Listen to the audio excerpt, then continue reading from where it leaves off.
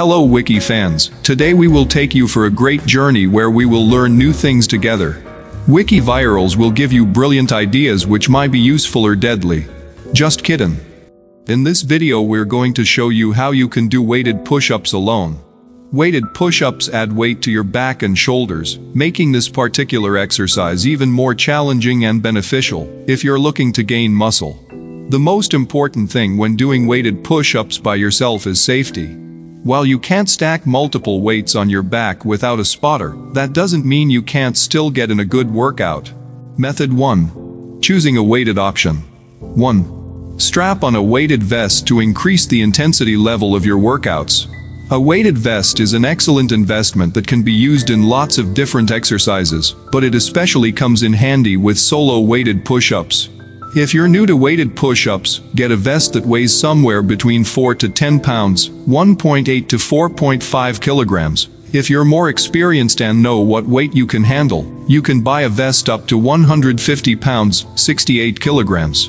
Some vests come with additional weights you can add on as you get stronger. Consider investing in one of these if you plan on increasing the weight over time. Weighted vests focus the additional load on your shoulders and upper body, which means your lower back should be safe while you work out. If you don't have good form and haven't mastered an unweighted push-up, wait to use a weighted vest. It can injure your body if you aren't already a pro at regular push-ups. In addition to benefiting your push-up practice, a weighted vest is great for cardio health. Try wearing it and taking a hike to get in an aggressive sweat session. 2. Use bands to challenge yourself and provide resistance during push-ups. Long, thin resistance bands are easy to get in place by yourself, and there's no risk of hurting your back or shoulders from a slipping weight. Wrap the band between your first finger and thumb on each hand, so it's hooked across your palms. Position the band across your shoulders so that it's even with your elbows, and then assume your push-up position. Make sure the band is flexible enough that you can extend your arms while the band is across your shoulders. As you get stronger, switch to tauter bands for even more resistance. If you're traveling, bands are a great option to bring along with you. They're lightweight, but they can do a lot to help you get in a great workout. 3. Wear a backpack filled with water jugs for a makeshift weighted push-up. Use a backpack with chest and shoulder straps so you can safely secure it around your body. Fill the backpack with as much weight as you want, then add towels to the empty space to keep the jugs from slipping around. Make sure to pack the backpack tightly with towels so the jugs stay balanced. This method is fantastic if you're at home without any special workout equipment. Water jugs or bottles make it easy to adjust how much weight you're lifting. Use a jug for the main source of weight, and add additional pounds with water bottles if you want to. Make sure to position the backpack up on your shoulders so that it doesn't strain your lower back. 4. Slide a weight around your back, balance it, and assume a push-up stance. For this method, use a round, flat barbell weight, rather than dumbbells or hand weights. If you can't lift a weight by hand, choose another method. Kneel on the ground and carefully grasp the weight behind your back. Balance it across your shoulders as you bend over, release one hand down to the floor, and then carefully get into position. Do your push-ups while the weight balanced across your shoulders. When you're done with the push-ups, put your knees back on the ground, reach up with one hand to balance the weight, then carefully raise your chest and grasp the other side of the weight before moving it to the ground. This option is riskier because you're working with a heavy weight by yourself. You can generally only do this option on your own when using a single weight. It would be tough and potentially dangerous to load 2 or more weights on your back by yourself. Method 2. Performing a safe weighted push-up.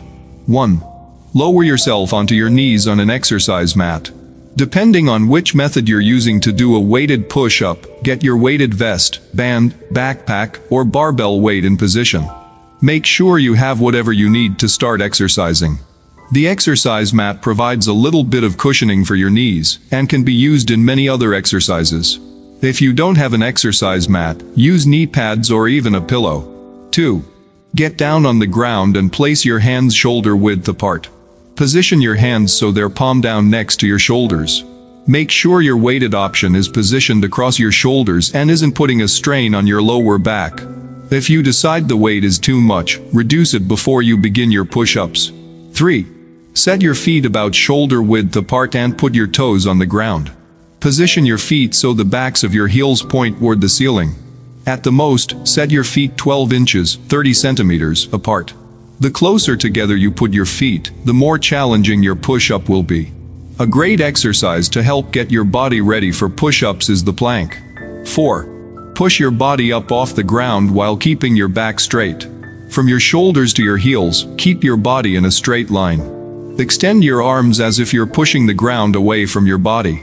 Focus on using your core muscles and thighs to help stabilize your body. You have extra weight on your shoulders, so you'll need to activate those muscles even more to keep your body straight. Don't let your hips sink down or come up too high. Your body should form a straight line from your shoulders to your toes. If you experience lower back pain, elbow or wrist pain, or heavily shaking arms, you may be using too much weight. You should be able to do 8 to 10 reps without experiencing pain, though you should definitely feel a burn in your muscles. 5.